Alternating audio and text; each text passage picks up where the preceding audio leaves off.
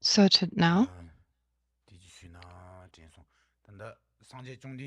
so the Buddha, the advice of the Buddha, what is the advice that the Buddhas give? So when we listen to the Buddha's advice or we read the Buddha's advice, what is unique?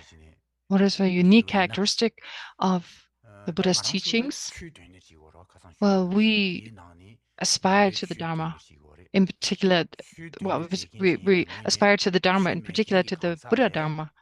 So in comparison to those who don't follow, who don't have a religion, who are not spiritual or have no spiritual beliefs, there's a huge difference. So of those who follow religion, who are religious, who have faith, there are those who assert a creator God. Then there are those who don't accept that there's a self.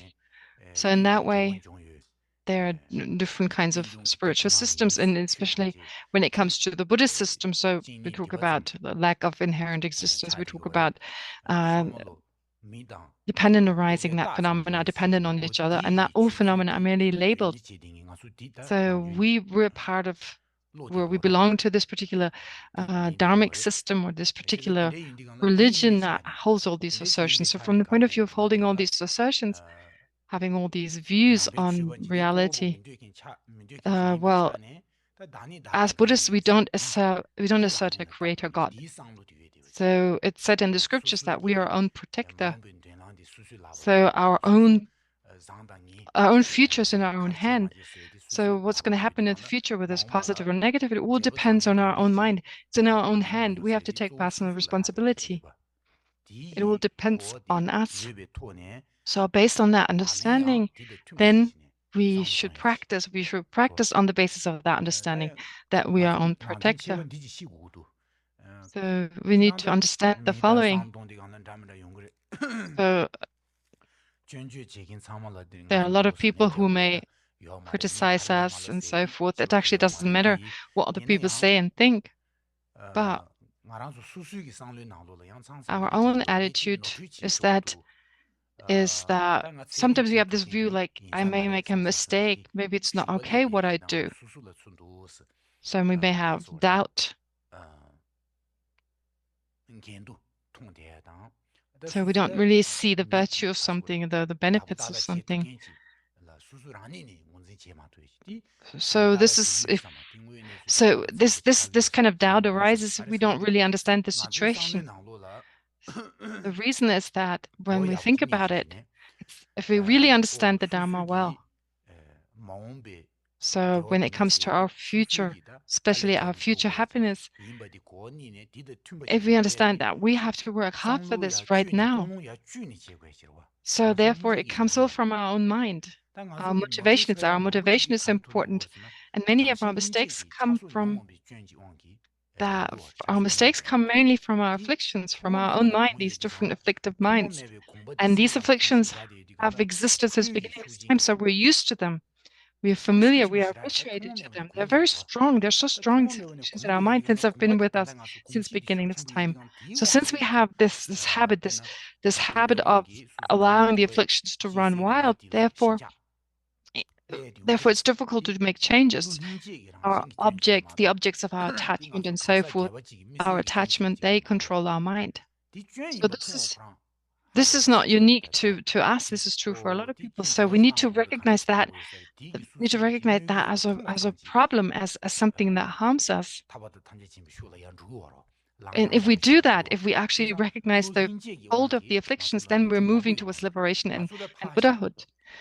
So a lot of mistakes, we make a lot of mistakes because of the afflictions, but this is also true for bodhisattvas. So, for instance, even on the path of seeing, path of meditation, bodhisattvas makes mistakes. And actually, until the path of preparation, that is, or the forbearance part of the path of preparation, bodhisattvas can still be reborn in the lower realm. So then, of course, all the way up to the seventh ground of a bodhisattva, afflictions may still arise, but from the eighth ground, only from the eighth ground onward, the bodhisattva is liberated. So up to the seventh ground, they still have afflictions, and then once they reach the eighth ground of a bodhisattva, well, they still have the imprints. The imprints still affect them. So because of the defilement of the afflictions, therefore there's still folds that manifest in the continuum of a bodhisattva. So if we think about that, we should compare ourselves, well, to a bodhisattva in that sense that if even the bodhisattva makes mistakes, well, then we make mistakes as well. So there's no need to be discouraged because the afflictions are not in the nature of our mind.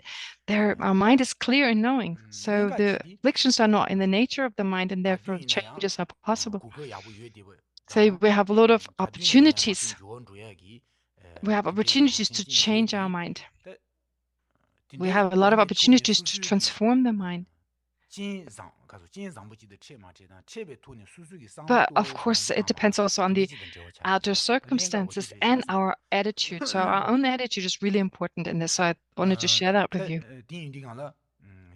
Wanted to stress that again. So this will also come up. I shouldn't forget what I would like to talk about. But anyway, so for someone who follows the Dharma, who practices the Dharma, so it says you are your own protector. We are our own protector.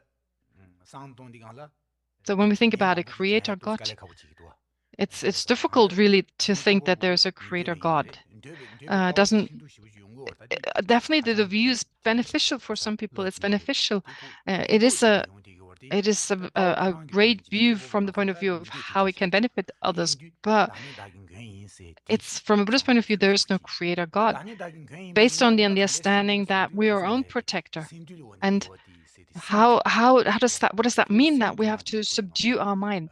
That is really important. So to really find happiness, find well-being, we need to subdue the mind, find this inner peace. So how do we subdue the mind? Well, to meditate on love and compassion, on bodhicitta, on ethical discipline and so forth. So these are all aspirational kind of mind.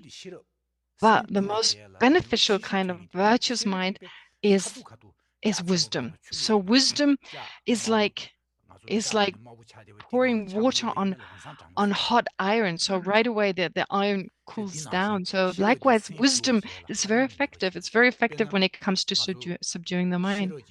For instance, when we think about wisdom, so when we take systems of wisdom, analyzing rebirth, for instance.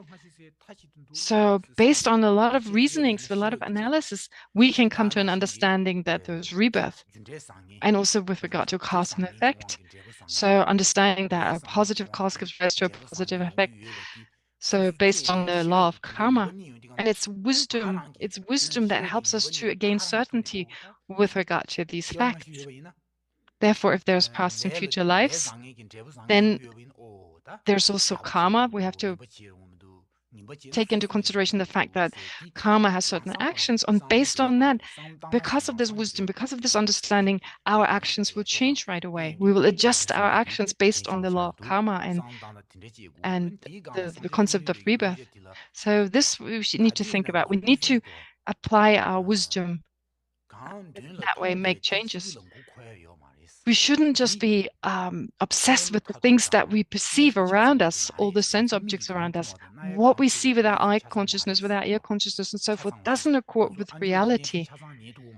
So first of all, we don't hear everything. We hear a few things. We don't take in all the sounds in the environment. So therefore, we're very limited in what we actually perceive. Likewise, with the eyes, our eye consciousness doesn't perceive everything that is around us. So actually, it's just whatever is in the sphere our vision that we can see, and even there are a lot of limits. So how do we think? What should our attitude be? Our attitude should be very expansive. So our sense consciousnesses, of course, we could use them. So, but if they're not totally reliable, whatever we perceive with them, that's not most important, what we perceive with our sense consciousness. Most important is our mental consciousness.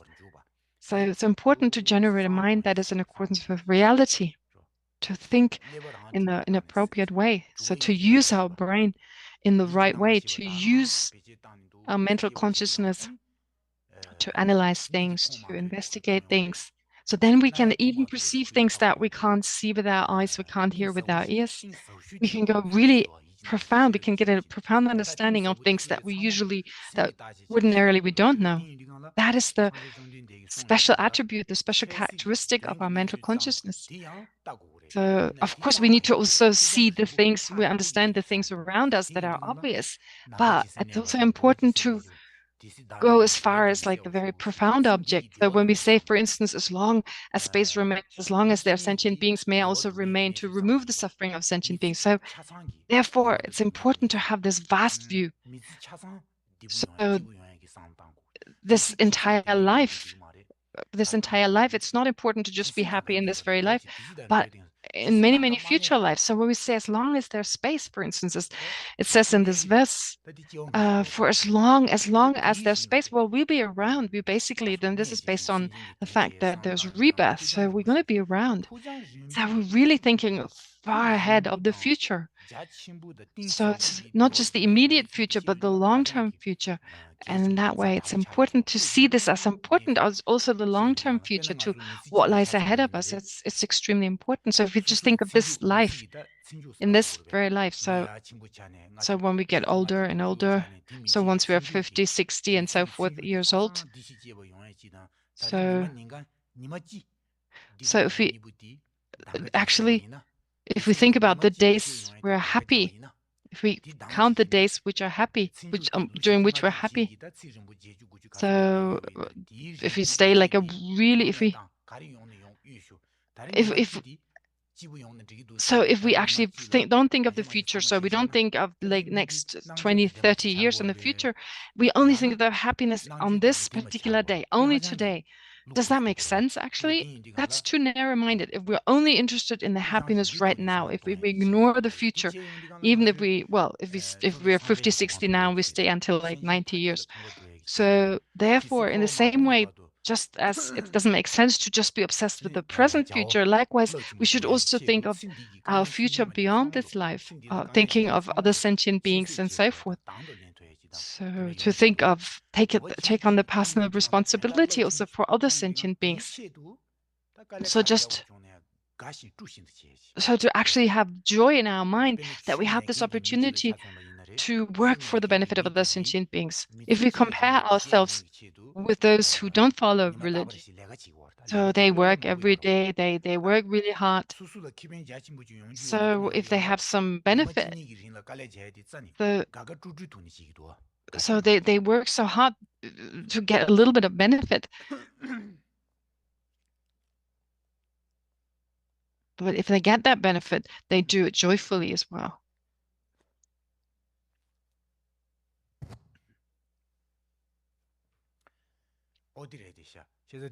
So therefore, working hard, if we gain some benefit from that, if we have some benefit in the future, we enjoy doing this. And this is the same here in the case of Dharma practice. We attain a wonderful result, and that we should therefore practice with joy. Of course, there are the essential objects that we do perceive, but we shouldn't be totally obsessed only with these. Our happiness shouldn't just be dependent on perceiving these sense objects. So that's not enough.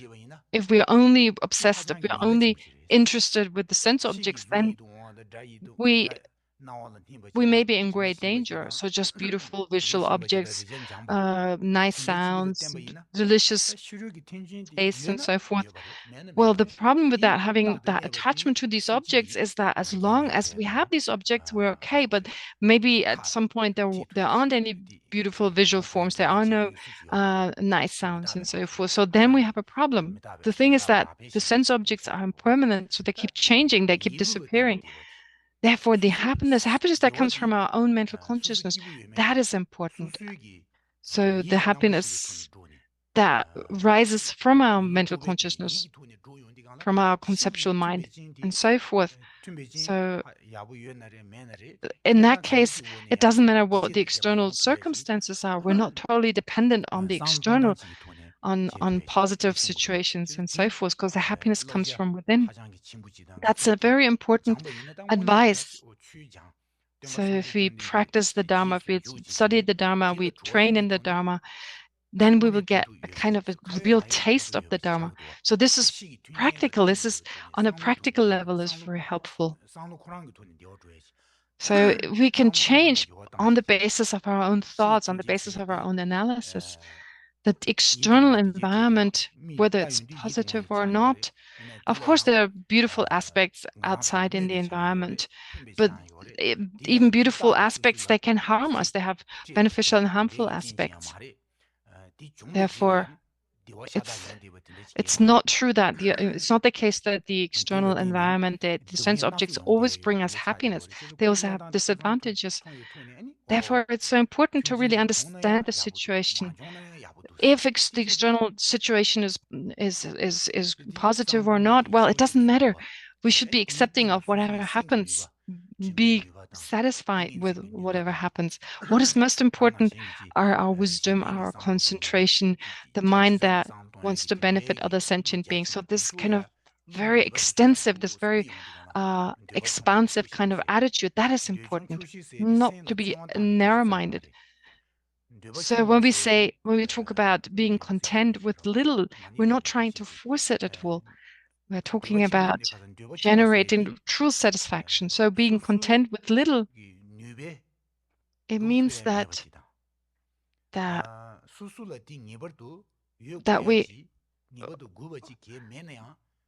we are satisfied even if we have a few things. So if we don't have the things that we don't necessarily need, well, that's okay.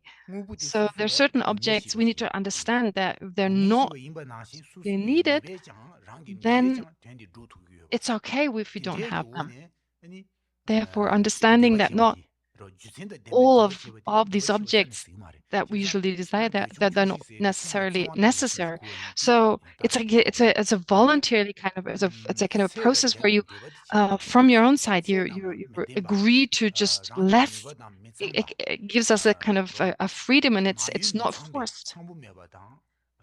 Therefore, so it's important to control our desire, to not always have desire for things that are not needed. In that way, if we really strengthen our thoughts, if we strengthen our mental consciousness, it's extremely beneficial. And also when it comes to mental qualities, no one can steal them from us. So our qualities, our positive qualities, our positive characteristics. So when we study, we reflect and we meditate on the Dharma, and dependence on that, when we have certain attainments, certain realizations and understanding and insights, no one can take them away from us. Of course, external objects, they can be stolen from us. A thief could come, someone could rob us of these objects. Also our friends, we could lose our friends, we could lose our relatives. So some people they may not even like to give something to us. So therefore, this is a dependence on external objects. They're a problem. So I wanted to stress this again, that our inner quality is so much more important. Anyway, Rinpoche will continue now with the text. So Rinpoche will now read the text. So when Rinpoche divided the text that I followed from in the Kurkulu, there's a Kurkulu in Boston as a center. They have a text in Tibetan. That was the text that I used. So I don't know which edition this is, whether it's from Lhasa or from the other, whether it's the other editions, but this is easier to understand. But the version that I now got, I'm not sure which print this is, from which Dengyu this is, from which collection it is. I don't know. It's a little different. I looked at it yesterday, but some words are a little different. So there's also some more words, some less words. So it's slightly different. But what I used before that, it was slightly different. There's a verse or like a line missing. But here it's added to this text is added, but I'm not sure this is correct or not. So, but anyway, I'm not really sure about this. So anyway, so there are different versions or different editions of the same text in Tibetan. Anyway, Rinpoche will continue now. So the beginning is the same. The first verse, which is the verse of homage and promise to compose the text. Then the second and the third verse are the same.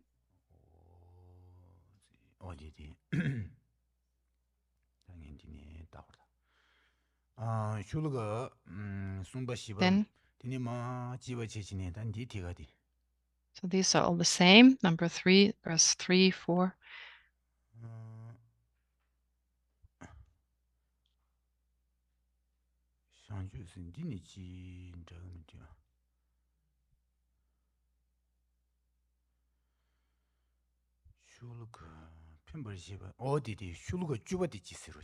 Oh, number 10. Please check verse number 10.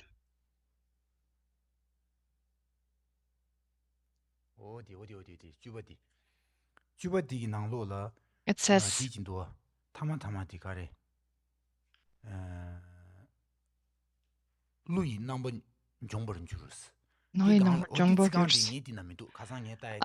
this is not in the verse Rinpoche has. So here in English, it's not mentioned. This word devoid of self and so on is utterly vanquished by the notions of aggregates, elements, and the sense fields, and that of object and subject.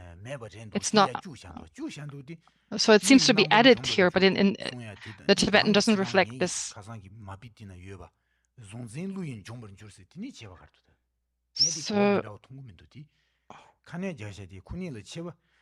So it seems different. It seems to be added here.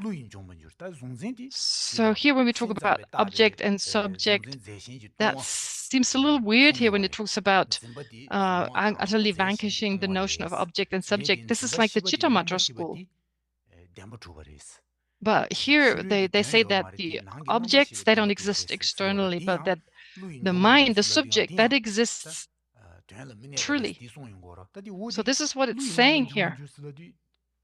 But it doesn't really make sense. This Lui number Jombo-gyo, this last line, which is not reflected in the Tibetan. Can I just talk to Rinpoche, please? Rinpoche. Rinpoche, di injiki tola mindu. Pui tola du. Pui la yore, ne injiki gyuna na mindu. Inji nanglo zungzen Lui Jombo Jose, Dijibur. Dijibur. Yada Tsigang Shida Yorra, Yinayang. Justana chig Lui number Jombo-gyo se di gyoyo mare. Pui dina na yor. Dingima kugi itzang gyunu chu. So. Okay.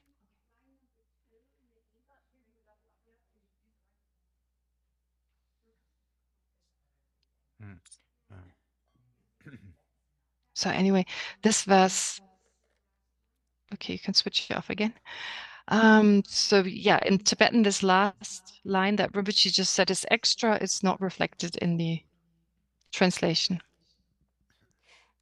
I was wondering if the second line of the English translation might be the translation of the last line.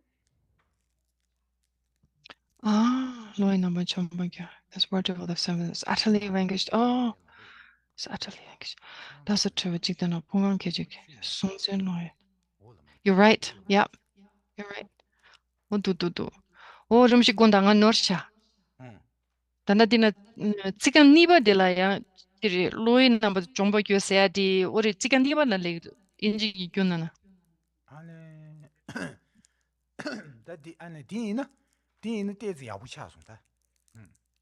If that's the case, that's good, Rinpoche. Rinpoche says. 가래로 다수 자연 지대니 루이 남은 주문 주르지 풍부한다 지체 당 손진 루이 주문 주슬라위나 So these words, like the word devoid of self and so on, is utterly vanquished by the notions of aggregates, elements, and the sense fields, and so forth. So actually, if thinking about it, it kind of makes sense. You can kind of include it. So when we talk about the world devoid of self and so on,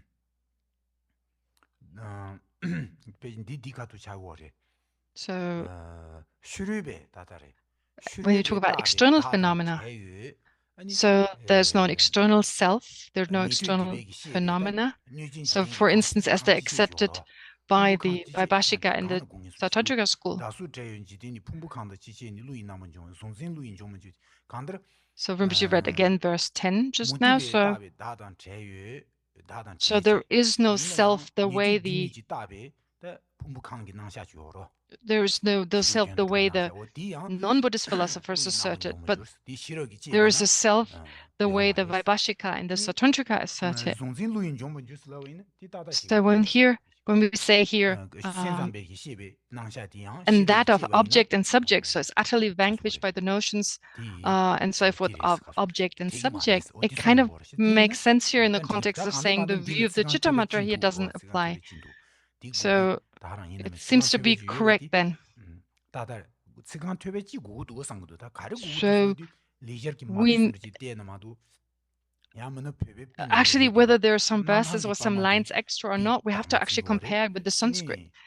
It's important to really check whether it's correct or not.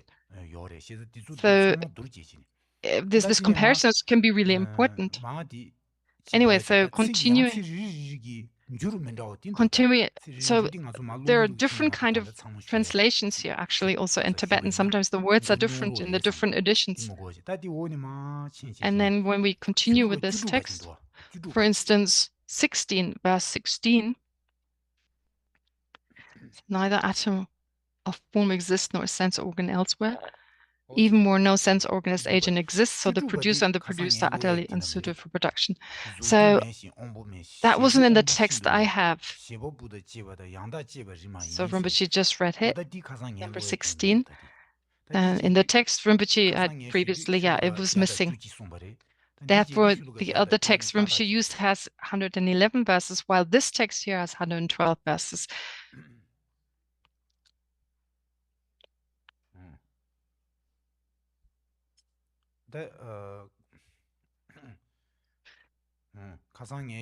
So what I said yesterday, it seems that there is one verse missing, and that seems to be the verse. So here it seems the text that you have now is complete. It has verses, this text has verses, 112 verses, and then the way to divide up this entire text, well, we don't need to go through it now. Rinpoche will slowly go through the text, and then it will become clear how we can divide, how we can, what kind of outlines, how we can divide it into the different outlines. It'll become clear as we slowly go through the text. So I don't need to go quickly through it right now. So now, so I will now continue to read the text from the beginning.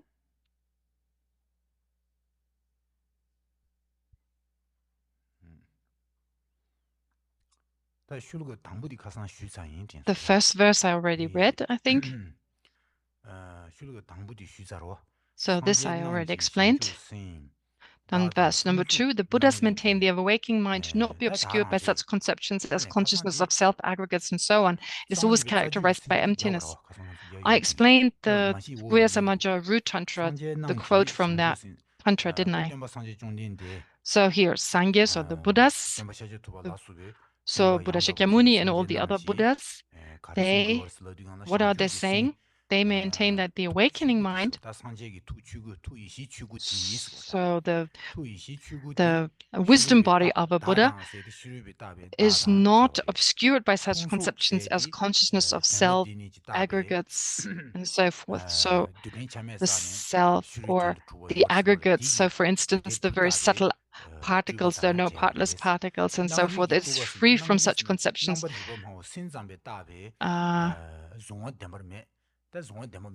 So the non, for instance, Chitta Mantras, they will say that there are no external phenomena, that there are no truly existent external phenomena. There's only a truly existent mind. So this is actually not okay, this kind of view. So actually phenomena are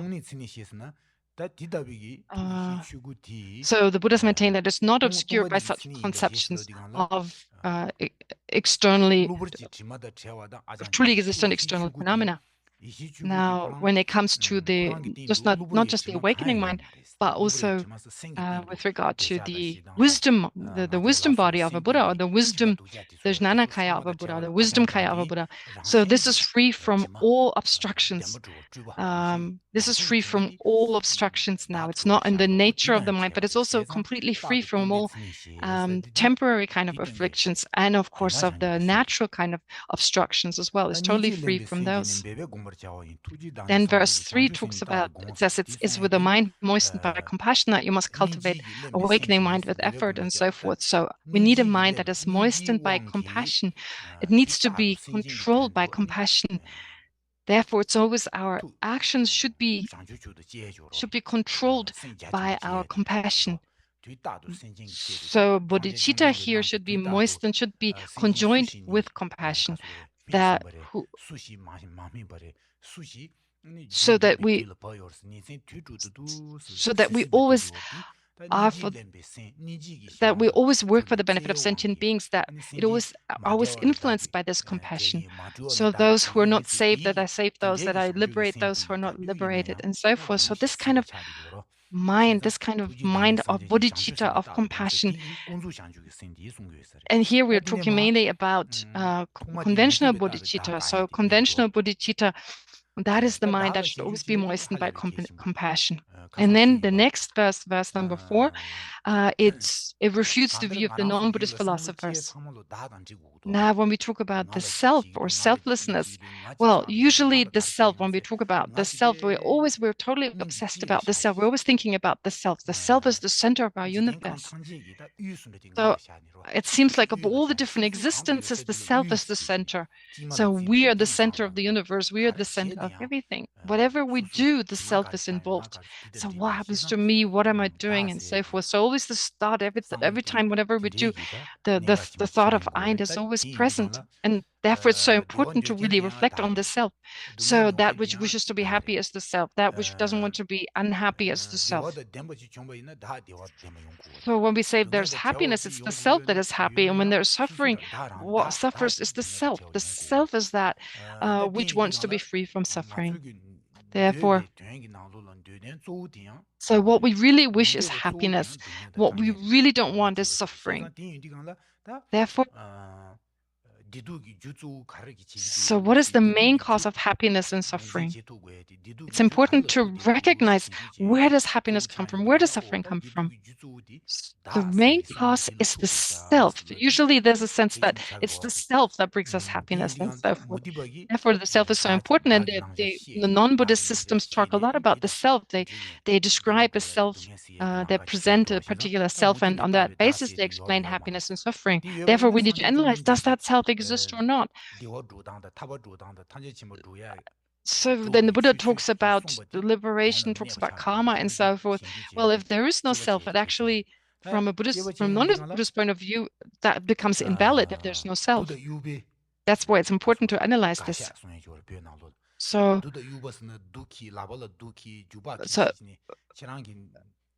for instance, of course, it's not okay to force someone not to talk about certain things, like bringing a stick and a stone and telling other people you're not allowed to say that. No, that's not about forcing other people to not assert what we assert, but we need to analyze, what is reality? Does it accord with reality or not? To understand that, is the view of a self, the way it's presented by the non-Buddhist philosophers, is it in accordance with reality or not? So that's important, and this is what Nagarjuna says here in verse 4. The self postulated by the extremists, when you thoroughly analyze it with reasoning, within all the aggregates of body and mind, nowhere can you find a locus for this. So that self, what is the self that the non-Buddhists assert? It's a permanent, partless, independent self. So all the non-Buddhist philosophers, they all assert such a permanent, partless, independent self. So a self that is permanent, that is partless and independent. So what does it mean to have a permanent self, a self that does not change moment by moment? So here, when we say partless, it means it doesn't have any parts. It doesn't exist of anything other than itself. So that's what it says in the Place of Reasoning, for instance, by Baba Viveka. He explains the meaning of a permanent, partless, independent self.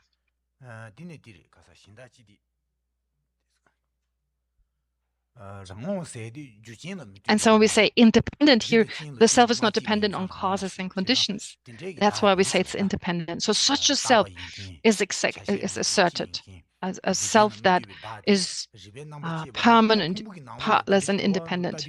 So when we check where does this self exist within our aggregates, well, we can't find it. If such a self existed, such a permanent, partless, independent self, that it really existed, so it needs to exist somewhere. We need to be able to point at the basis on which it exists, but we can't point at such a self. So there's nothing to point at. So if it existed, we should be able to find it. And then this goes on in verse 5. Aggregates exist but are not permanent. They do not have the nature of self. What are permanent and the impermanent cannot exist as the support and the supported. So this is, as I said before, so this is all refuting the non-Buddhist philosophers. So, of course, the aggregates exist. So all philosophical Buddhist schools, except for the Madhyamika system, they believe that it exists substantially, that the aggregates exist substantially, that there's something that we can find, except for the Madhyamika school. So they believe that there's something findable from the side of the aggregates. So the aggregates exist, but they're not permanent. So the self that the non-Buddhists assert, that's permanent. But there is no self that can be asserted with regard to the aggregates, because the aggregates are not permanent. So when we talk about the body and so forth, but this, and also we can't say that the aggregates are the self, because we say the aggregates are owned by the self. We say my aggregates, therefore the aggregates and the self are separate. So when I say my body, when I say my feeling and so forth, it implies there's an owner. So when we say what is it of, it is of the self. The aggregates are of the self. So the aggregate is like the self is like the owner of the aggregates. So the aggregates are that which is owned, and it cannot be the same as the self. Aggregates and self must be separate. So they don't have the nature of self, or the permanent and the impermanent cannot exist as the support and the supported. What does that mean?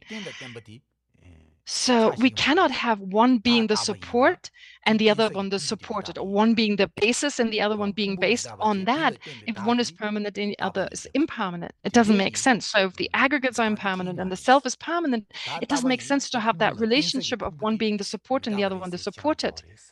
That's contradictory. If the aggregates are impermanent, then the self, how can the self then that serves as, or the basis being the aggregates, how can that self then be permanent? That would make sense. If the self is based on or dependent on the aggregates, then how are they related? Are they of one nature, or is there another way in which they are connected? So here, support and supported is actually a relationship of being of one nature. But if that's the case, they cannot be different in terms of one being permanent and impermanent. Then verse number 6. So why is there no permanent, partless, independent self? If the so-called self does not exist, how can the so-called agent be permanent? If there were things, then one could investigate their attributes in the world. Excuse me, I have to speak to Rinpoche. Sorry. Rinpoche, Rinpoche. So the permanent part. So when we talk about a permanent part, it's independent self. I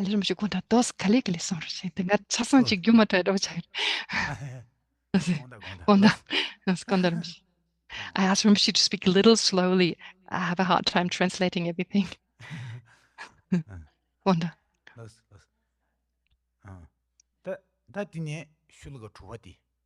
So verse 6. So if you say that there's a self that is permanent, partless, independent, a substantially existent self, if you non-Buddhists talk about that, that's not possible. That's not possible. Such a self logically doesn't make sense. It cannot be posited. So if such a self doesn't exist substantially, if it cannot be found, then how can it be an agent? So we talk about a self as the one that does things. So it's that which is reborn in samsara, or that which is cycles in samsara, that which is liberated. It's the kind of self. That's the kind of agent. We talk about an agent, someone that does something, the one that generates or accumulates karma, the one that experiences happiness or suffering. So actually, it doesn't make sense that the self that is permanent is such an agent, does such things, because it has to be impermanent. That which accumulates karma, for instance, or that which experiences the karmic effects. So we have to distinguish between the one that experiences happiness, the one that experiences suffering, and they change. Those experiencing entities, since they change, it's not possible that they're permanent. When an agent has to be impermanent. Something that performs an action has to be impermanent. The reason is that the self, if the self is the agent, that which experiences suffering, that which experiences happiness, and so forth. So this is the characteristic of the self is that which cycles in samsara. It's that which is liberated. If that is the case, well, then the self has to be impermanent. Otherwise, this view doesn't make any sense. It's impossible for a permanent self to experience anything. So you need to understand this. You need to investigate that. Because if there were things, then one could investigate the attributes in the world. If there is a basis, if there's something like some base that we assert, then we have to talk about certain characteristics. For instance, this table, there's certain characteristics that this table has. We can put things on top of it. We can put our phone on it. We can put our computer on it. So it performs certain functions. It has certain attributes. And on the basis of these attributes, or on the basis of that object, we can talk about these attributes. But according to you, non-Buddhist systems, since there's no permanent partless independent self, how can there, so since it's impossible for the self to experience suffering and so forth, you can't talk about someone who experiences suffering and happiness and so forth. So if there's no experiencer, that doesn't make sense. So basically, if it's permanent, the self is permanent, experience and so forth doesn't make sense. So we need, when we talk about a basis that has certain characteristics, well, it's only possible for the characteristics to exist if the basis is there. And then verse 7 reads, since a permanent cannot function to cause and so forth, so that which experiences suffering and happiness,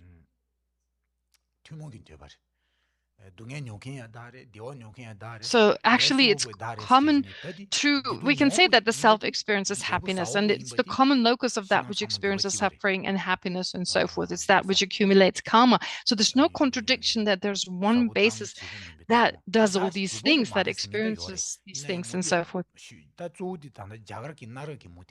So here we're talking about, of course, non-Buddhist philosophers who existed at the time of the Buddha. So the Shravakas, for instance, they actually don't say that the self is the agent, but they do say that the self experiences happiness and suffering. So if that self really were impermanent, since impermanent cannot function to cause in gradual or instantaneous terms, so both without and within, no such permanent entity exists. So whether external or internal, so there is no permanent, independent, partless kind of self that can be found. Why? Why? Because in gradual or instantaneous terms, it's impossible.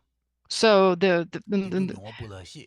So the non-Buddhist philosophers, they talk about the self that does certain things, that experiences.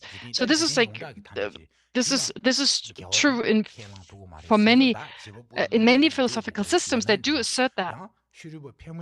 So there are a lot of non-Buddhist systems that actually explain. They assert such a self.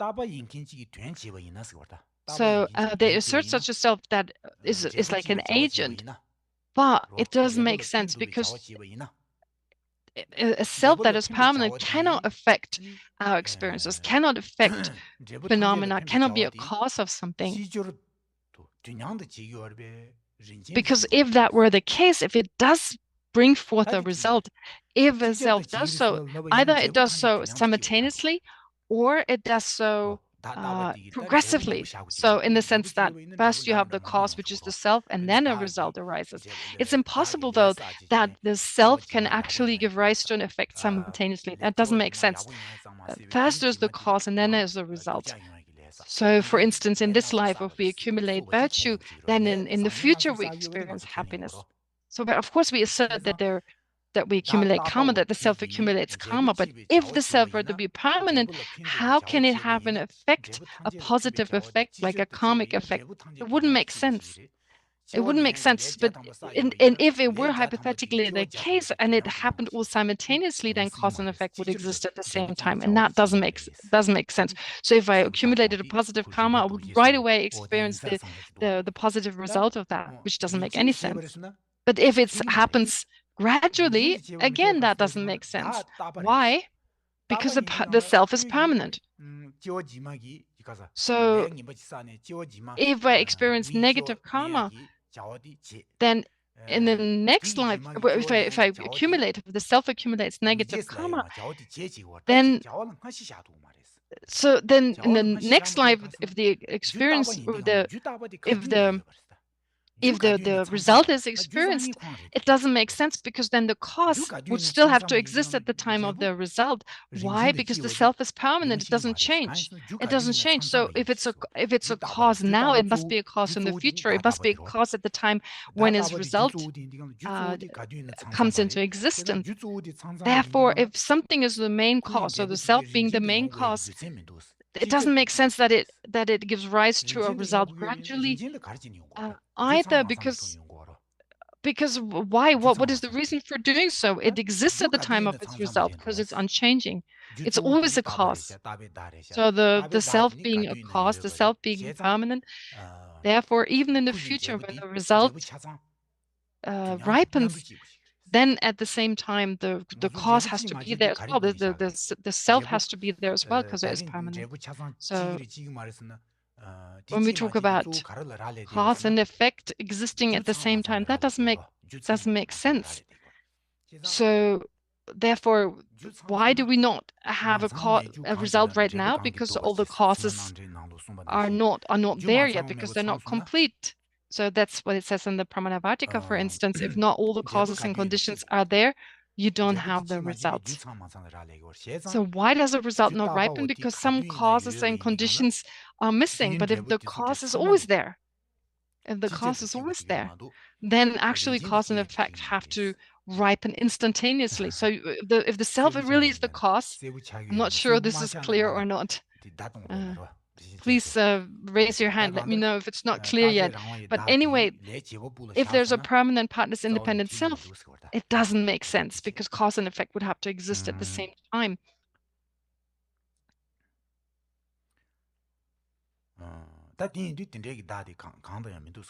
Therefore, there is no self. There's not externally, not internally. There's no self that can be found. Then verse 8. If it were potent, why would it be dependent? For if it would bring forth everything at once, that which depends upon something else is neither eternal nor potent. So this is another kind of analysis. So if the self were permanent, so can it give rise to something that is permanent? Can it give rise to an effect? Does it have the potential to propel an effect or not? If it did, well, it wouldn't need any other conditions. So this is the same kind of analysis that you apply when refuting a creator God. If there's a permanent cause that gives rise to an effect, so if there's a particular cause like a creator God or anything else or a permanent self, we're able to give rise to an effect, then giving rise to the effect, it wouldn't be dependent on anything other than itself. If it had to depend on something else, so then we wouldn't say it's a creator. Then we wouldn't say it is that entity that in itself will create a result if it depended on other causes and conditions. So does it happen gradually or instantaneously? Does it give rise to an effect gradually or instantaneously? Well, it actually doesn't make sense, because the question that arises is, does it depend on something else or not? Does it not have itself the potential to give rise to an effect? If it doesn't have, if it does have the potential to give fully rise to an effect, well, you don't need other phenomena. But if it doesn't have the potential to give rise to an effect in itself, then it cannot be that main cause.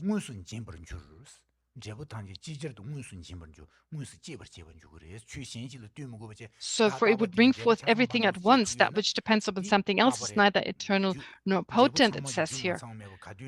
So it would be able to at once bring forth everything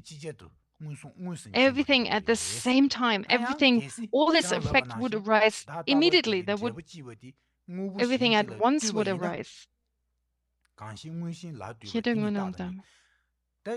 So in verse line 3 and 4, they say that which depends upon something else is neither eternal nor potent.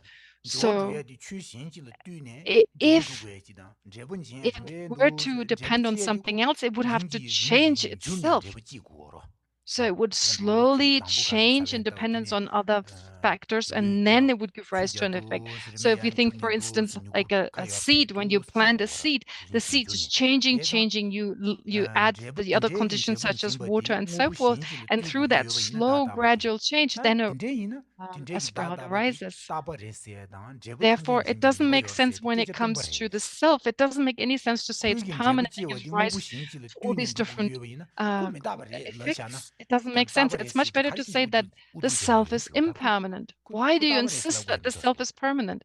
There's no need to say so. So Nagarjuna argues here, it doesn't make any sense to say it's permanent. Actually, just as we say other things are impermanent, what's the problem saying that the self is impermanent, that it's dependent on other causes and conditions, that it depends on other factors and changes? So such a phenomenon must be impermanent if it depends on other things and is constantly changing. Therefore, it doesn't make sense. So in verse 8. So then there's one last verse, verse number 9, that refutes the non-Buddhist philosophical Indian systems.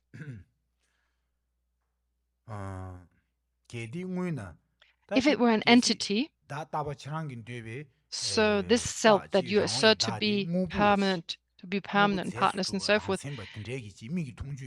if they were an entity, it would not be permanent. So if it were this particular entity, it wouldn't be permanent, because entities are always momentary. So here we talk about entities here as in, so it's something that performs a function. So when we say entity, it refers to kind of things. So external things like possessions that we have, the things we own, they're described as entities. The word is used ngurbo in Tibetan, or entity here. So it's something that exists by way of its own character, something that performs a function that can be perceived without sense consciousness. So if the self were such an entity, it would not be permanent, because entities are always momentary. They're always change. They're momentary in the sense that they constantly change. So being an entity, entities are, how do they exist? They exist, whatever, it has to exist in a way that it has these particular characteristics that it shares with other entities. So if the self were an entity, it would have to change all the time, be impermanent. And with respect to impermanent entities, agency has not been negated. So therefore, entities would always be changing. And with respect to impermanent entities, agency has not been negated. So what does that mean? When we talk about impermanent entities, impermanent things, so first of all, it's impossible for an impermanent entity to be permanent. And for that reason, if it's impermanent, then we can say it's as an agent. We can say it performs a function, it does things. If something is permanent, it cannot do things. But if it is impermanent, agency is possible. So it has not been negated. Something that is impermanent can be an agent. So agency is possible. Therefore, in the Pramanavartika, we talk a lot about that. In the Pramanavartika, it's impossible to have a cause that is permanent and the result is impermanent. Or the result is permanent and the cause is impermanent. That's impossible. It doesn't work at all. Cause and effect have to be both impermanent. So if the cause is impermanent, the result has to be impermanent. Otherwise, if the cause is permanent and then all its results are impermanent, that is contradictory. It doesn't work. This is what it's saying here. So far until verse 9, that was the refutation of the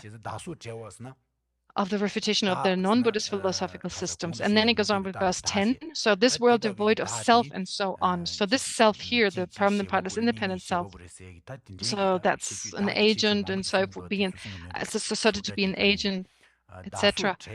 So this world devoid of self and so on is utterly vanquished by the notions of aggregates, elements, and the sense fields, and that of object and subject. So this in Tibetan, it sounds a little weird. Still the last line, well, in English it's the second line, in Tibetan it's the last line. It's a little awkward, Rinpoche says. Anyway, so when we talk about object and subject, so even if the second line, well, in the last line here in Tibetan weren't here, it would sound a little better in Tibetan. Anyway, so here when we say aggregates, elements, the sense fields, subject, object, so here we talk about the aggregates mainly. The aggregates are the 5 aggregates. So basically all phenomena can be included in the 5 aggregates. So here we talk about, for instance, the physical object. So physical object, that's the form aggregate. The things we can see with our eye consciousness, what we can hear with our ears, our ear consciousness. So in other words, different sense objects that we experience on a daily basis, the objects we can enjoy on a daily basis. So for instance, that includes also our own body. So our own body being the basis, on the basis of which we can experience, we can utilize other physical objects. So it's kind of the basis for our mental consciousness, for instance, or our consciousness. So what is the physical basis? It is made of many atoms. It's a collection of many atoms. So here is utterly vanquished by the notions. Here it's actually wisdom. It should be wisdom here, in Rinpoche explains. So the wisdom, it's like the wisdom vanquishes this notion, or the wisdom vanquishes aggregates and so forth. That's really what it says in Tibetan.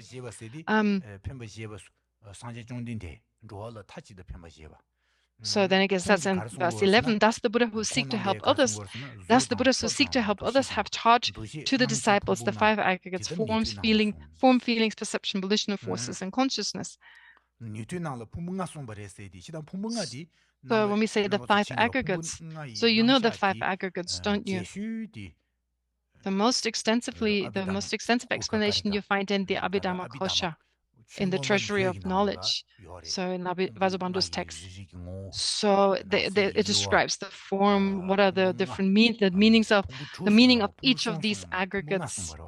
So it's important. We're not saying that there's 6 aggregates. We're not saying there are 3 aggregates. So why are we talking about 5 aggregates? So especially, well, in the first chapter of the Abhidharma Kosha, it describes the 5 aggregates. So if you can read this, it's very helpful. It's also in the higher Abhidharma from Asanga. There you can also read about this. the Compendium of Abhidharma. You find that also in Asanga's text. So anyway, form is that which is suitable to be physical. So physical in the sense that it's obstructive, you can touch it, and so forth. Something you can touch, something that can obstruct. So when you actually, when you move your hand, when you come close to a wall, you won't be able to move your hand through the wall because it is obstructed. So of course there's some very subtle forms that are not obstructive, which is slightly different. So there are different types of form. I'm getting confused, says Rinpoche. So touching and obstructing, it's different. But in general, so if there's no obstruction, so not obstructing, Rinpoche says he doesn't remember the term. So something that appears to the mind, there's something that is form. So there's physical objects that are kind of solid. So when they appear to our mind, they appear as physical objects to the mind, as material objects to the mind. So that's why we say it's suitable to be physical. That's the definition of form. Then feeling refers to feelings of happiness or pleasant, unpleasant, and neutral feelings. So feeling happy, feeling pleased, feeling unhappy. And then perception, so being able to perceive this is a vase, this is a pillar. So this is the size of the vase, or like a pillar, it's kind of long, it supports other objects, it supports a beam and so forth. So that which is able to distinguish between this is called perception or discernment. And then there's volitional force. So of the 51 mental factors that we usually talk about, or the Abhidharma Kosha talks of more than 40 mental factors. So perception and volitional forces, actually when we say volitional forces, they all are included. So in the volitional volitional force, it's actually the compositional factor.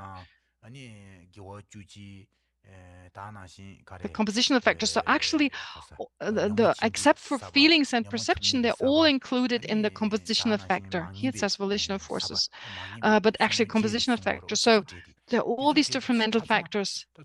They're all included in this Geshe. In Tibetan is called Geshe. So, that includes all mental factors and other parts of a sentient being as well. And then there's of course consciousness. So the 5 aggregates. So the Buddha is such an expert when it comes to teaching the Dharma. So why did he talk about the 5 aggregates? So everything the Buddha said, there's always a reason for it. The Buddha, when he gives teachings, his teachings are so profound. He has the special ability to give teaching. So by teaching the 5 aggregates, the Buddha actually also implied selflessness. So by describing the 5 aggregates, implied in that is the selflessness. Why? Because when you talk about 5 aggregates of a person, it becomes obvious that there's no self. So you have the form aggregate, you have the feeling aggregate, the aggregate of feeling, you have the aggregate of perception, you have the aggregate of the compositional factor, and you have the aggregate of consciousness. So the 5 aggregates are that which the self owns, basically. Is that which the self is the owner. So we say my form, my feeling, my intelligence, and so forth. So my intelligence, for instance, that is part of the compositional factor. My feeling, I'm happy, I'm not happy. So our feelings are seen to be owned. We usually understand our feelings to be part of the self, as in like the self owning them. So basically, when we say the 5 aggregates, there's no 6th aggregate. So all phenomena, actually it's better to say, Rinpoche, all impermanent phenomena are included in the 5 aggregates. Actually, it doesn't really apply to permanent phenomena. So it's not form, of course. Therefore, we say usually mainly impermanent phenomena. All impermanent phenomena are included in the 5 aggregates. They're one of the 5 aggregates. So material objects, of course, in the form and so forth. So therefore, basically, when we talk about the 5 aggregates, there's no self that can be found as like existing separately. So there's no self, therefore we have form, feeling, perception, etc., but no separate self. So on the basis of understanding these 5 aspects, we understand that there's no self. So some phenomena are part of form, some impermanent phenomena are part of feeling, some are impermanent of perception, some are part of composition of factor, and some of consciousness, but there's no self left.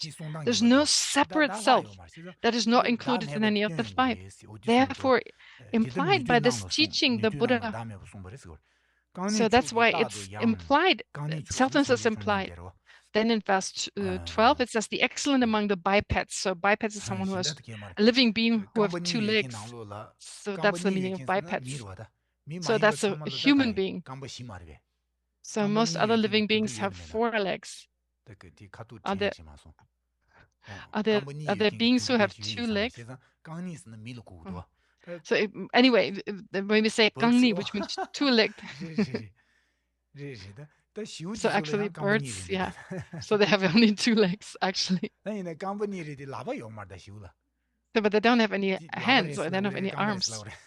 Are they arms or are they legs? Anyway, but here, so the word here in Tibetan is gangni, which is like 2-legged, a 2-legged. It refers to humans. It refers to humans.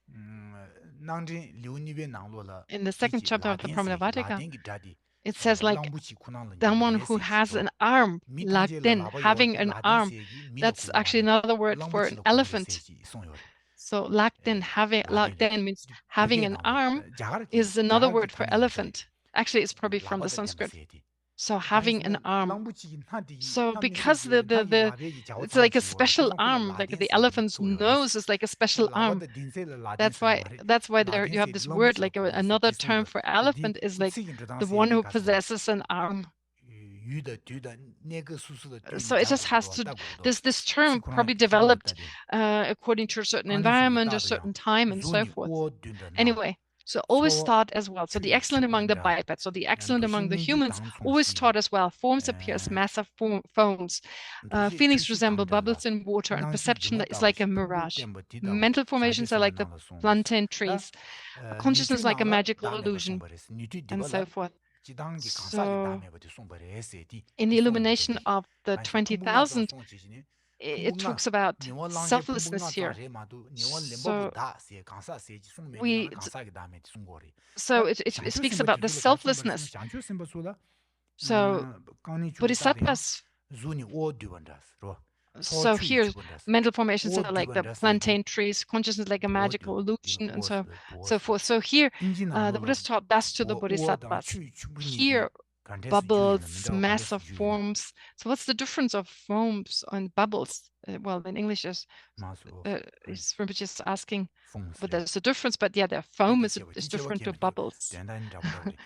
Yeah. So anyway, it's quite similar. Like foam and bubbles are kind of similar, Rinpoche says, but they're like foam, they're like bubbles.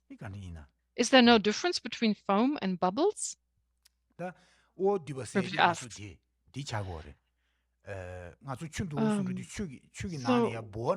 For instance, like, so boa is like foam. It's like foam, like, so when you move water very quickly, it comes like this foam develops. So it's like really like subtle, and it disappears right away. It's kind of almost like a reflection. Rinpoche says, well, reflections in the sense it's not very solid. And then here you have bubbles in water. So when the water moves, so sometimes the water, when the water moves, like bubbles kind of rise from the water. Oh, those are described as bubbles. They just kind of rise from the water. Anyway, that's the difference. And perception is like a mirage. Mental formations are like the plantain trees or the banana trees. So these are, I will explain later what this means. Consciousness is like a magical illusion. So you understand a mirage, right? For instance, in the summer or in the autumn, when the sun kind of hits sand, for instance, so it seems like there's water. So some of the wild animals, they believe there's water, so they walk towards this mirage because they actually perceive water. It's like a mirage. So mental formations are like the plantain trees. So it's a kind of tree, But some say it's a banana tree. But there are also other kind of plantain trees. So there are different ways of describing it. So they said there's no essence. So when you take the stem, for instance, so you can actually remove all these different layers of it, but there's no kind of essence to it. You can just continue removing all these different layers and never find something concrete in the center. That's why it's used here as an analogy. Consciousnness is like a magical illusion, which means, so for instance, when we talk about a magician or the magical apparition, so being able to generate like through mantras and special substances, so they use these mantras and substances, they are able to conjure from like a pebble and wood. They're able to conjure like a horse and an elephant. So these are magical apparitions. That has to do with the mantra they recite and the substance they may that may affect certain substances, external substances that affect our eyes. And on the basis of that, these illusory appearances arise. So the Buddha taught thus to the Bodhisattvas. That's verse 13. So verse 10 until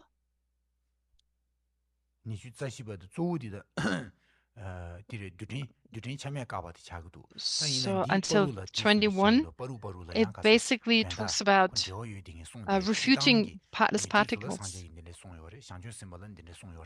So anyway, we talk about, this is just a general kind of explanation, just a general explanation is given now, but the real precise explanation with regard to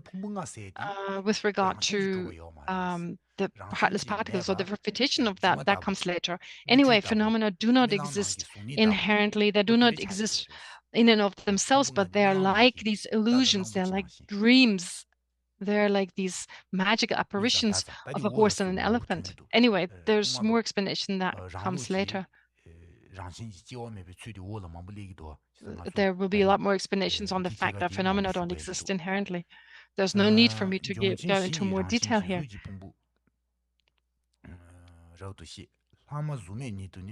So that which is characterized by the four aggregates is clearly taught to be the aggregate of form. So the aggregate of form is characterized, or is a collection of the four great elements.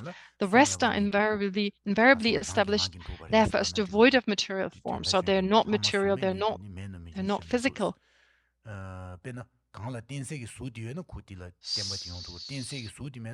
So without the form, certain things cannot arise. So without having material objects, without having the great elements, you couldn't have the form aggregate. So this is what this text here explains. So it's a little awkward, the Tibetan here, the reads a little, it's a little awkward, but actually this is the meaning. So the rest are invariably established, therefore as devoid of material object. Then verse 15, through this the eyes, visible forms and so forth, which are described as the elements, these should be known also as the sense fields. So in the Vaibhashika and the Sautrantrika school, they talk about objects existing as truly externally, there's truly externally existent. So they arise as a result of many atoms and so forth. So here we say these should be known. It says in the text, these should be known also as the 12 sense fields. Here the word and so forth. It says through this the eyes, visible forms and so forth. So eyes, visible forms, ears, sounds, and so forth. So we should apply and so forth includes these, which are described as the elements. So here the elements or the constituents, which is here they're called elements. So these are the elements here. So sometimes we say the 6 elements. We talk about the 6 elements. Sometimes we talk about 12 elements. So the form, sound, taste, and so forth. So the sense objects, including the mental objects. So the 6 objects, the fixed object, so 5 physical objects, and then the mental object, and then the 6 sense powers, and then the 6 types of consciousness, so the 5 sense consciousnesses and the mental consciousness. Anyway, here it talks about the elements here. So the elements here referring to the objects. So the element of form and so forth, form, sound, smell, etc. So these should be known as the 12 sense fields. So here we talk about the eyes in the sense of the eye sense powers, and then all the objects. So these are the sense fields, the 6 objects and the 6 sense powers. So that is the object and the subject. The objects, the 6 objects are the zuma or the object, and then zimba here is subject. So subject refers to, here in this case, refers to the sense power. So they are seen as the objects, the subject as well, she explains. Then verse 16, neither atom or form exists nor sense organ elsewhere. Even more, no sense organ as agent exists. So the producer and the produced are utterly unsuited for production. So what does this mean? Neither atom or form exists nor sense organ elsewhere. Even more, no sense organ as agent exists. So the producer and the produced. So the main meaning of this is, so there are no coarse objects that arise as a result of partless particles. So neither atom or form exists nor sense organ elsewhere. So here, partless atoms, partless particles, or partless atoms, which some of the lower Buddhist schools assert, those are refuted here.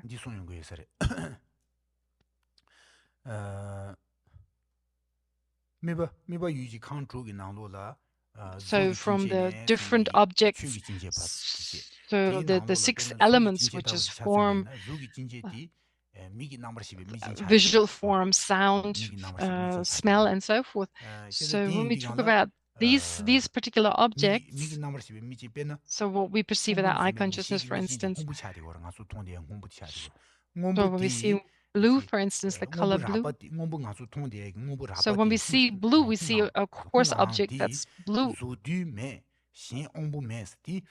So it's neither atom or form exists, so neither its sense organ elsewhere, which basically means that this blue, this coarse object, which is blue, well, it's not made of partless atoms.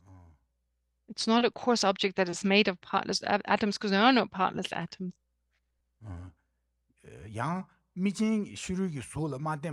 Yeah, or for instance, I'm not sure this is correct in English or not, but when we talk about the sense organ or the sense power, so it's not a result, neither the object form nor the sense powers, although they're physical, but they're not the result of partless atoms. Even more, no sense organ as agent exists. So Rishi says, he thinks it means the following. So external objects, it's impossible that the sense organ, that itself serves as agent. You need external objects as well. Therefore, the producer and the produced are utterly unsuited for production. So, with regard to the form and the sense organ and so forth, when we analyze these causes and conditions that give rise to perception, well, none of them have arisen on the basis of partless atoms. That's impossible that any form or any sense organ and so forth could arise from these atoms, from these partless atoms. So this will be explained more later on. So actually these words, the way it is described here, it seems to be mixed with the Madhyamika view. But when we read further, then it becomes clear. So verse 17, the atoms of form do not produce sense perceptions. There seems to be something is missing.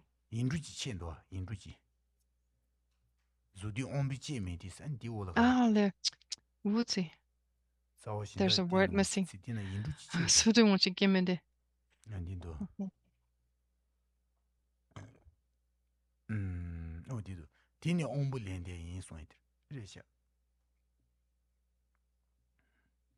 there's a word missing.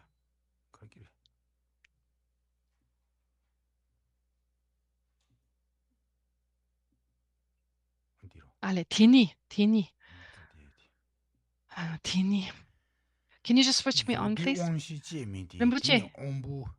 Onda Rinpoche. Tini risha. Tate mute. Sikti checha.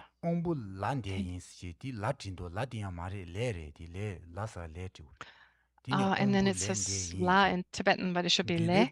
So the atoms of forms do not produce sense perception, for they transcend the realm of the senses. Anyway, this is just about the Tibetan. If asserted that they're produced through aggregation, production through collection too is not accepted. So how does an eye consciousness arise, for instance? So the atoms do not, the very subtle atoms do not produce sense perceptions to the sense because the subtle atoms do not appear, or they're not perceived. They're not perceived by our sense perception, but they transcend the realm of the senses. So there's not something we can perceive. If asserted that they're produced through aggregation, that all these atoms come together, but even that is not possible, because here we're still talking about partless atoms. So it's impossible for partless particles or partless atoms to aggregate. What does it mean to aggregate? So oftentimes we say like an aggregation is something coarse. So something that is made of many parts. So we say something that has parts.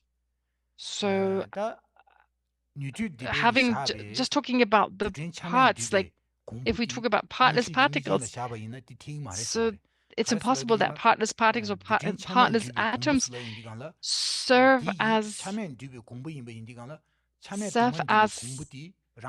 cause for the sense perception. Because, well, anyway, they can't be an aggregation. If you think about a partless atom to aggregate, it doesn't make sense, because there's no relation between them, because they cannot aggregate. They cannot aggregate to become more than just one particular atom. So because when you remove all the aggregation, you would still have partless particles.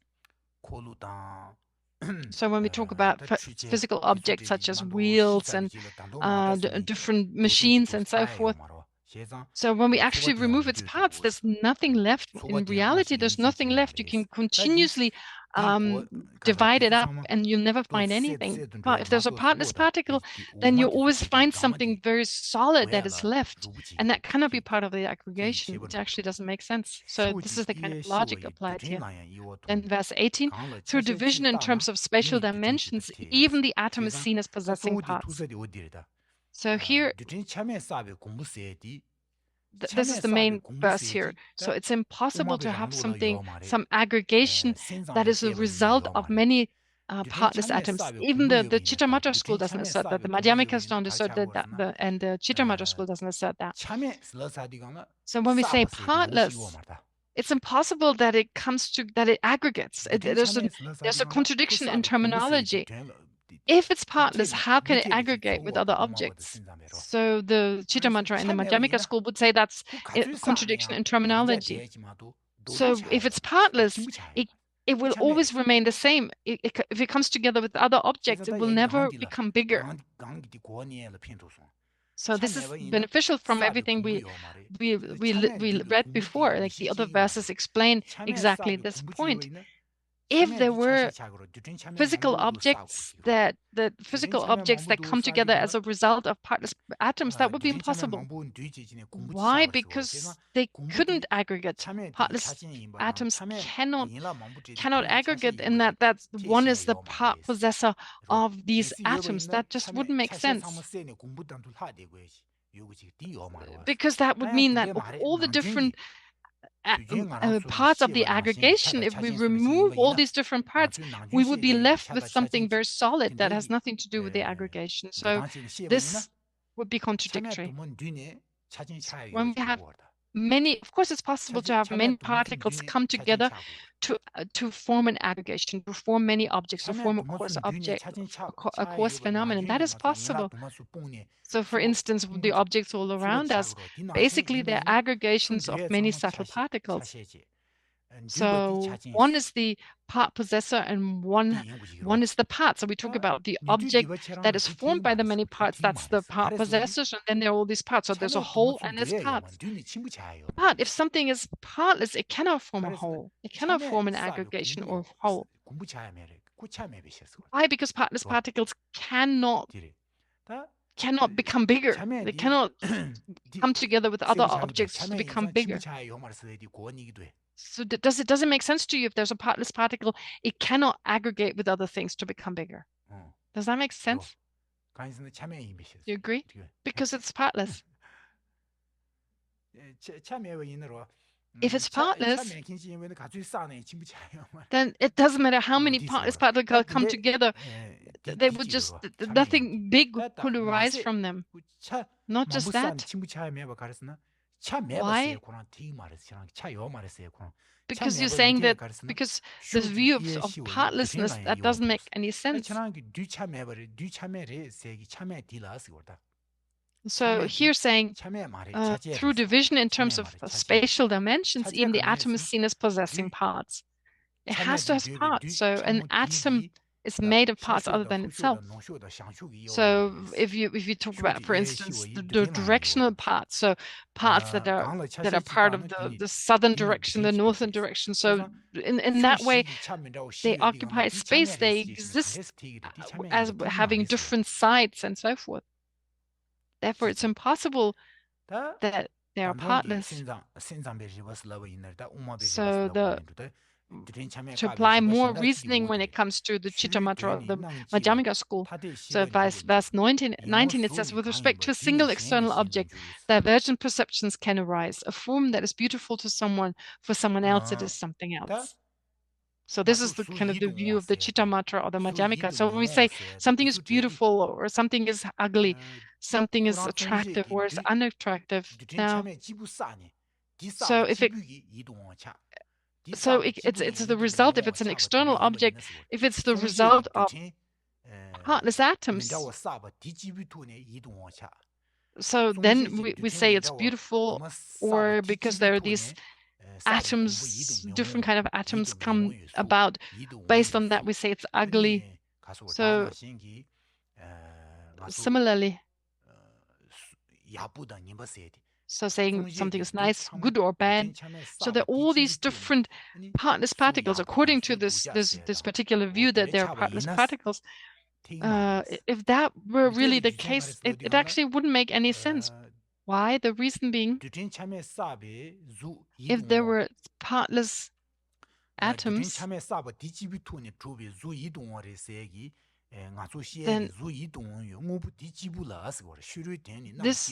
this external kind of object, there are actually different perceptions of that. So it wouldn't make sense that there are these partless particles in the sense that you have different perceptions of it. One object can be perceived in different ways. So a form that is beautiful to someone, for someone else it is something else. So it's dependent on a person. For some person this looks beautiful, for another person this is attractive, for another person it's unattractive. So one object can be seen in many different ways. Why? So the example here that's given, there's an example given in verse 20.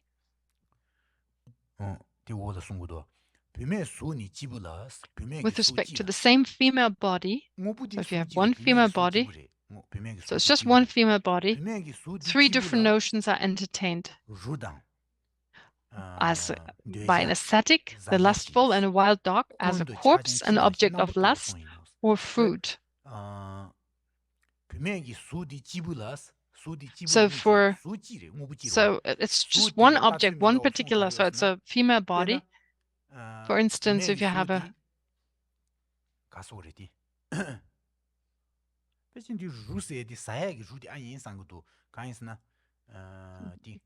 so here it says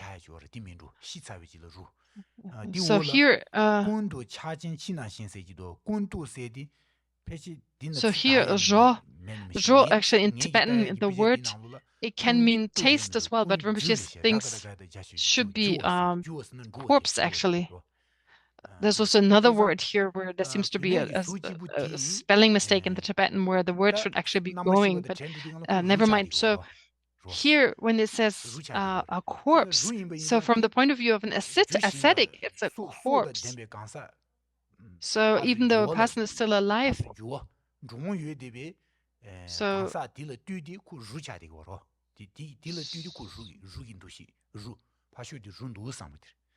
so when it believes that, so when it's actually the body is for an ascetic, for instance, it's like it's just this body that's walking around. There's a mind, yeah, but there's still, it's kind of like a corpse.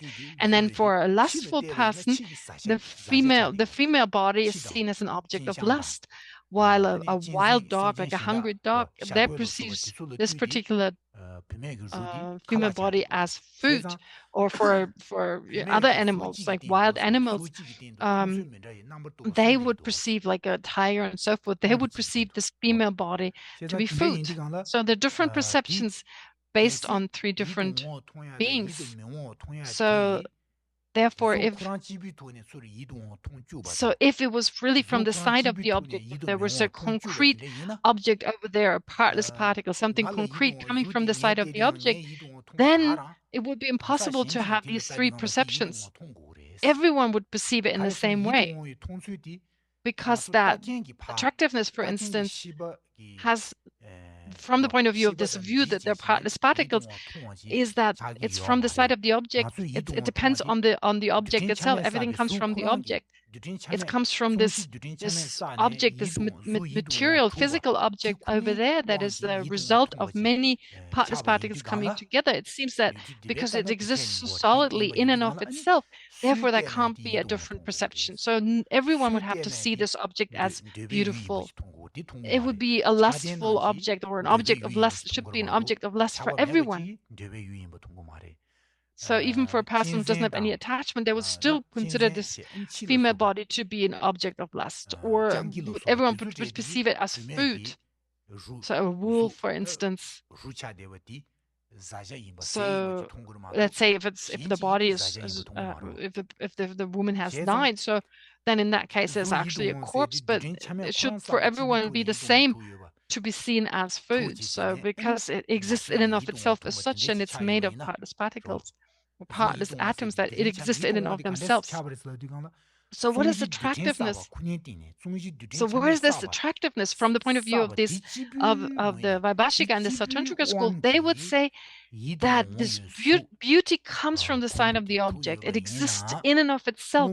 It's this coarse object that is the result of the aggregation of partless atoms. On the basis of that, then beauty and so forth arises. So since it exists in and of itself, there can't be different perceptions.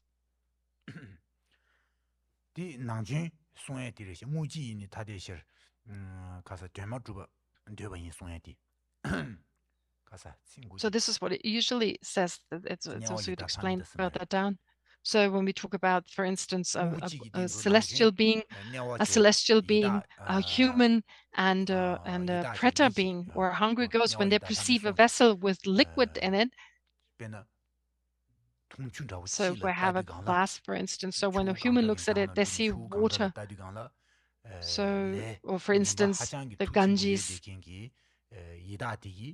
So, for instance, a hungry ghost, for instance, would see it as empty, as like a desert. A human would see it as water, and a celestial being would perceive this as nectar.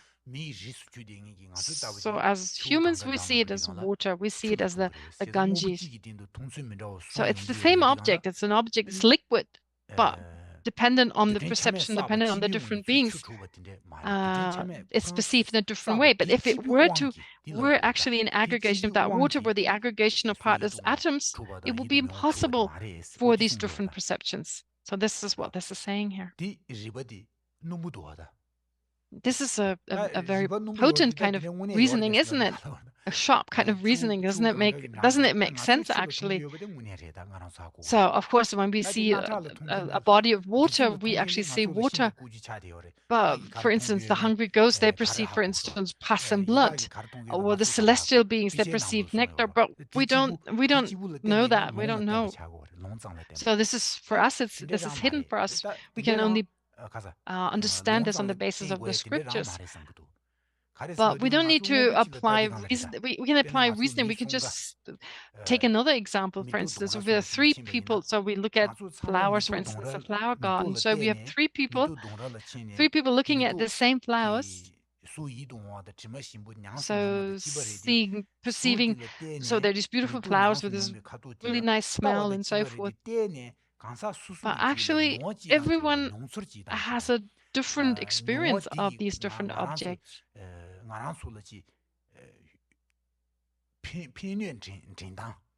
So in terms of whether the objects benefit us or harms us, so we have a slight of a different view. We have a different view when it comes to the different objects, as to the different objects we perceive. So even if we look at the same object, so the reason being, for instance, even though we have this similar bodies, we have similar diseases, similar attitudes. So if you have two people like that,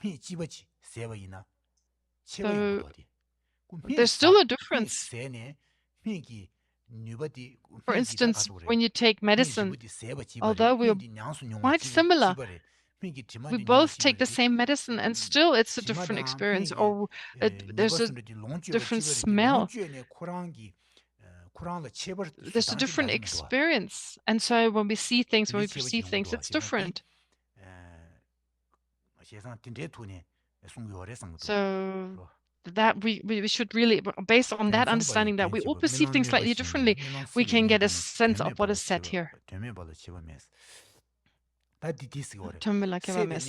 verse 21, it says, it's the sameness of the object that functions if asserted is not like being harmed in a dream, and so forth. So verse 21.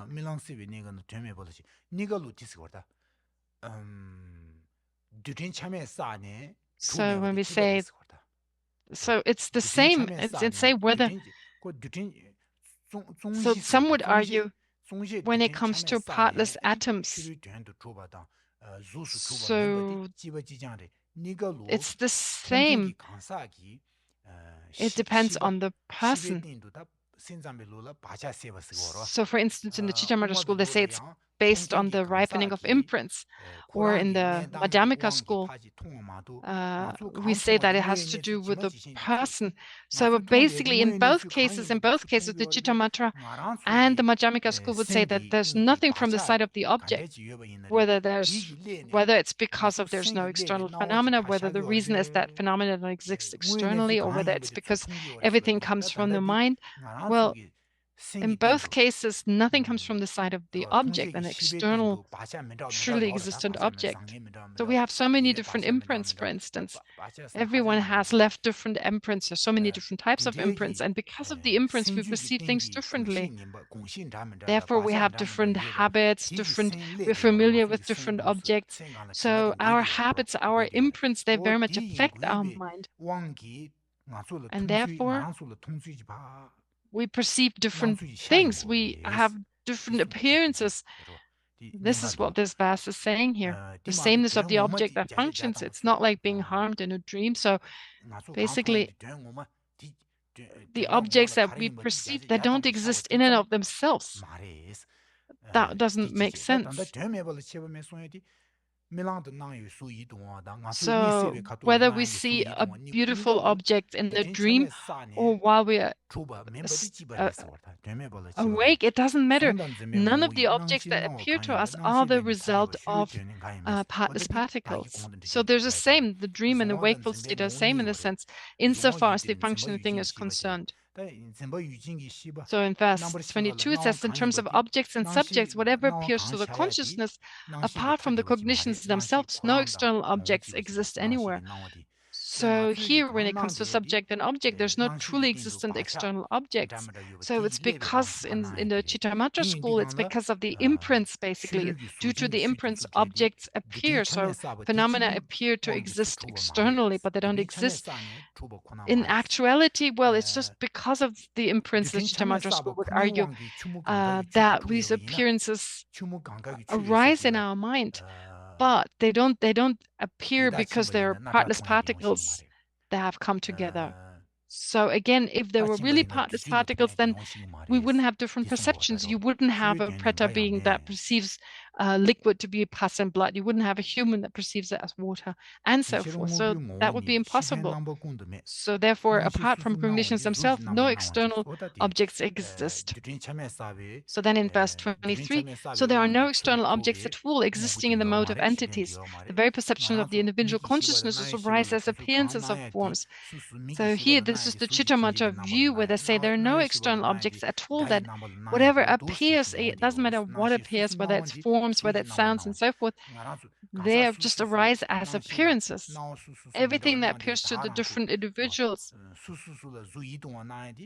So whether something is beautiful or not, so seeing as something, perceiving something as beautiful, that's because of the appearance to our own mind as beautiful. It's just an appearance.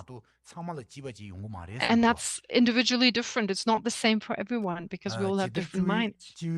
And verse 24, just as a person whose mind is deluded sees magical illusions and mirages and the cities of Gandharva spirits, so too forms and so on are perceived.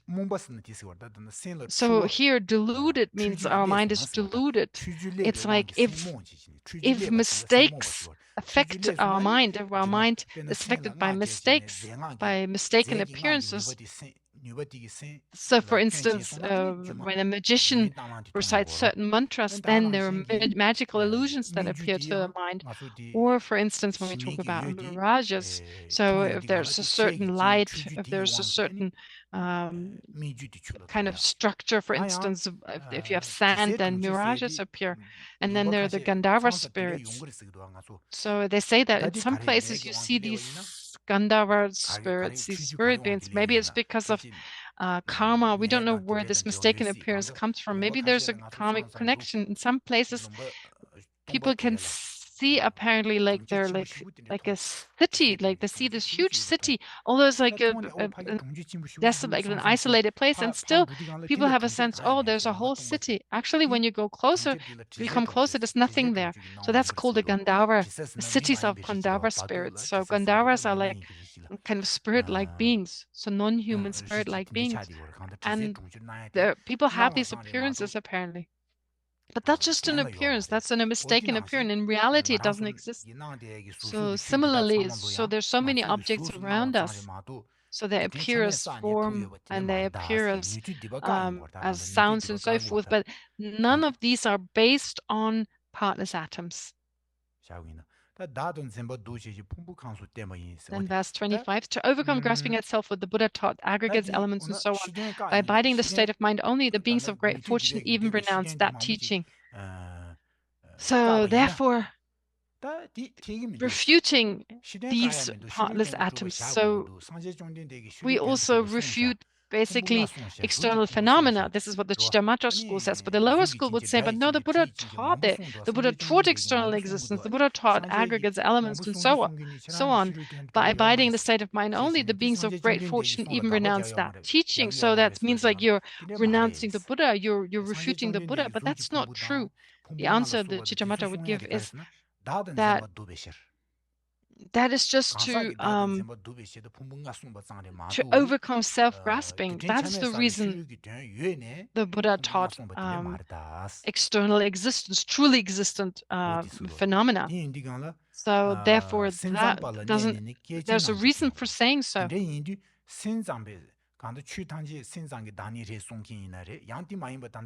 So by abiding in the state of mind only, well, you don't have to, it's not necessary to say that it's exclusive to the Chittamatra school, because also the higher schools would say everything is dependent on the mind. So we can also talk about the Madhyamika school here, arguing that everything is dependent on the mind. So there are no truly existent external phenomena.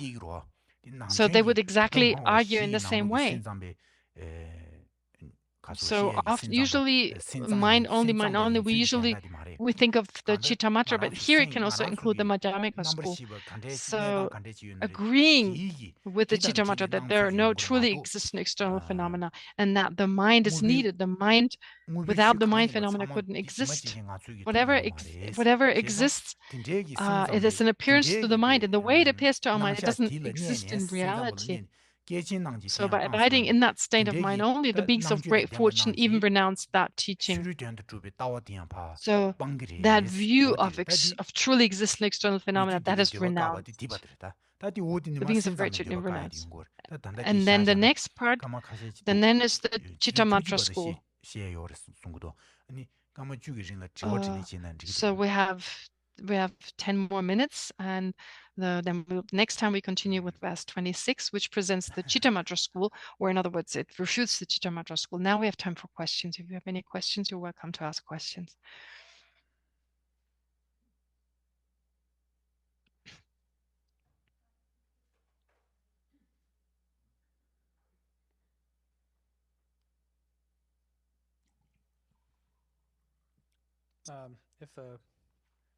If a human sees the Ganges as water and a preta sees the Ganges as an empty riverbed, then how can the human needs a raft to go over the Ganges, but then the preta could just walk over the Ganges. So they function differently. So if they're both liquid, how can they function differently? Okay, Rinpoche then, he said then pus and blood. Rinpoche actually talked about then pus and blood. So perceives the Ganges as... Yeah, I said that, but I'm not sure Rinpoche said it. Oh. I thought Rinpoche said it was... Ganji... Bina Ganga la chi bina khasa yidal chi Ganga la ta te tsin na chi kyang tongkyang thoya yore. Tongba tongkyang da thoya yore. Tongba tongkyang da ji da chi tangi nge tangbu yudu samala nga to non yu sare samgudura bina mi chi chula da du samala Gangi la da du samala Ganga rang da chu rang thongura. Yang yidagi tongkyang chi thoya tongba tongkyang da thoya yore. 이사기 동바 동장 잡고 통야디 레왕기 통야 요르상도 출로 롱주베 겨야메 다야지 나자라 나자 통고에기 딘데기 랭이야메 가야 롱주 토야기 뉴바메베 레딘데 용시버레 상도디 타 요마레 시주도 마라 가인스나 낭시딘도 바샤 레기 바샤 잠르 간데 샤요베이나 디기 투데지 투메지진 나오디바 내용거로. So I forgot to translate at the same time. Sorry. No, but Rinpoche said it's actually possible. So I thought Rinpoche said it earlier, but I wasn't really sure. But then later on, definitely Rinpoche talked about pus and blood. So now Rinpoche said it's actually possible that sometimes when we see water, a preta being sees nothing, just sees an empty plain. And in other cases, it's possible that they see pus and blood. Both is possible. So now I still have to ask the question. Rinpoche, tanda ko condition zo kharsna da khedo tongba tongkyan da thongbaina nganzo chush thonna ra khonzo tongba tongkyan thabu taw thongbaina ta len shi shewasna kheyomara 치디 렌시체와 인랍 토고 말아. 가서 찍디 동보 동장 통그라. 찍디 추 통그라. 디 간데 이나. 딱 코니 뱃 개와라. 찍디 추도 통, 찍디 렌시체와 통. 아니 베나 이다도 레나. 동보 동장 다고 통나 렌시체와 뭐 임버시 통그라. 딱 뱃 개와도 차그라. 사자 찍나나. No. Yes, that's true. So the preta being may see nothing there. I mean, you don't need the preta being. You can see, for instance, you can talk about a formless celestial being, for instance, a celestial being of the formless realm. So we see a house here, we see a roof. So a being of the formless realm, they don't see anything. They don't see anything. So there's no contradiction here that they have no appearance of anything material or physical. So they function. And this is not a mistaken appearance, by the way. So this formless, this celestial being of the formless realm, they perceive what's actually there. So of course, in the case of being mistaken, if we don't see anything, but there is something, then we be obstructed by certain objects. But this is here a perception that is based on karma. So it's contradictory, yeah. For a human being perceives physical objects, a formless being perceives nothing. So from our vantage point, it's contradictory, but so, well, let's take, for instance, just like liquid here. So actually we perceive water. So then an animal perceives something very different, or a preta being perceives pus and blood. That is contradictory to water as well. So it's actually said that when you have this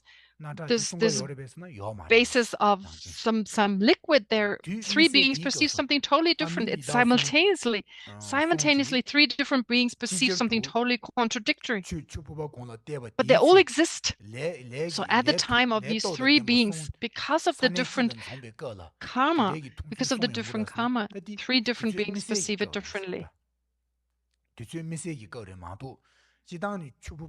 So in general, actually, this is in relation to the different beings. We don't say that in general all are there. Like all these three factors are in there. It's not saying that the water is all three. It's nectar and pus and blood and so forth. We're just saying that this basis here is this. So we just have there's a similarity between what we perceive. There is a similarity in that it's all liquid, but we all perceive something different. We don't say that this one object is all three. We don't say that one object is water and nectar and so forth. It's because of the karma, because of our karma, that we perceive different things, and they all exist at the same time, but they're not the same thing. So when we think about this, we have to, when we consider something else, well, for instance, when we say, for instance, grass. So when we say grass, so please eat. If I were to give you some grass and give it to you to eat, you wouldn't consider that to be food. You'd probably get angry if I give that to you to eat. But if I give it to a cow, they'll be very pleased. They would consider this grass to be, if you give like a bundle of grass, they'll be very pleased. So therefore, on the basis of one object, there are different perceptions. It's possible. This is just an example. I'm not saying it's all the same. Previously, we talked about karma. So from the point of view of these three beings, they're very different objects that everyone perceives, nectar or pus and blood. They're so different. But to give another example, for instance, the preta beings, when they accumulate a lot of negative karma, then the preta beings, they in the winter. So when in the winter, for instance, us as human beings, when it's really cold, we go outside and the sun shines. It's a very pleasant experience. But for the preta beings, it's quite different. When the sun, when they are exposed to the sun, so the sun doesn't warm them. it actually they experience cold. I mean, like the experience they have is not being warmed by the sun, but instead they feel colder when they're exposed to the sun or when the sun shines on them. So they have an opposite experience than we do. So for us, the experience is that of warmth. So the sun warms us, especially in the winter. So when it was rained, when it snowed a lot, and then when you go outside and the sun shines, it warms you. It's a pleasant experience. While the Preta beings have a very unpleasant experience. It's the opposite. And there's so many examples of different beings that are so totally contradictory. So I gave you the example of grass before, but it's not just grass. For instance, one object, then two people look at one object. So my friend, maybe if I see my friend, I see this person as like a very pleasant person, as a really good person. So when they smile at me, I'm really happy. So even if they make a mistake, even if they do something that is unpleasant, but I'll just feel slightly uncomfortable, but it doesn't really affect my relationship because I usually see this person as really good. But then another person, they may see my friend, they consider them an enemy. So whatever they do, it's just negative. So whatever this friend of mine would do, well, for the other person, it's all negative. Even something positive, it doesn't count at all. And then there's another person who sees this friend of mine as a stranger. Therefore, this is true for so many. So you have contradictory views when it comes to one person, so many different views. The same is true for the vessel with liquid. So the three beings perceive something totally different. And also when they drink it, well, those who perceive pus and blood, when they drink it, they drink pus and blood, and so forth. So this is what it says in the entering into the middle way. And also Asanga in one of his texts, Ketu. So in that text, he also talks about that. So in there, he's also very clearly explained that there are these different perceptions of different beings. So if we think about this, so if we apply the analysis, then, apply the different reasonings, we can analyze this, whether this is true or not, whether we do have contradictory perceptions.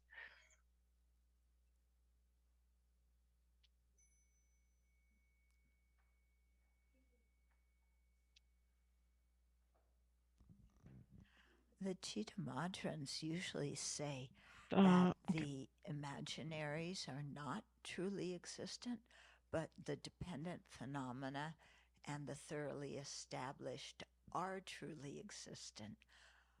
But you were saying that where does that put the objects? They aren't, they still exist. So they must be, and they're dependent, so they must be truly existent. But you were saying that they weren't. Rinpoche actually said, true, there are no truly existent external phenomena, Rinpoche said. Okay, no truly existent external phenomena. External, okay. Yeah.